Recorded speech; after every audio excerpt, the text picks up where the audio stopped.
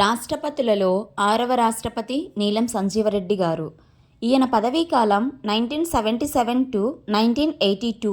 ఈయన ఆంధ్రప్రదేశ్కు చెందిన వ్యక్తి. రాష్ట్రపతులలో ఏకగ్రీవంగా ఎన్నికైన రాష్ట్రపతి నీలం సంజీవరెడ్డి గారు. ఈయన ఆంధ్ర రాష్ట్రానికి తొలి ఉప ముఖ్యమంత్రిగా పనిచేశారు. ఆంధ్రప్రదేశ్కి తొలి ముఖ్యమంత్రిగా 1956 నవంబర్ 1న బాధ్యతలు తీసుకున్నారు. ముఖ్యమంత్రిగా పనిచేసి రాష్ట్రపతి అయిన మొదటి వ్యక్తి. ఇంకా లోక్సభ స్పీకర్గా పనిచేసి రాష్ట్రపతి అయిన ఏకైక వ్యక్తి కూడా ఈయనే. యువ రాష్ట్రపతి ద్రౌపది ముర్ము గారు ఎన్నికయ్యే వరకు అతి చిన్న వయసులో రాష్ట్రపతి అయిన వ్యక్తిగా నీలం సంజీవరెడ్డి గారు రికార్డులో ఉన్నారు.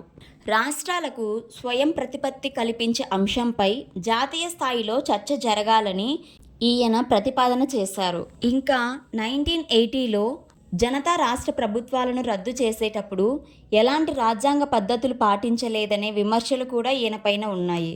ఉపరాష్ట్రపతి కాకుండా రాష్ట్రపతి అయిన 3వ వ్యక్తి.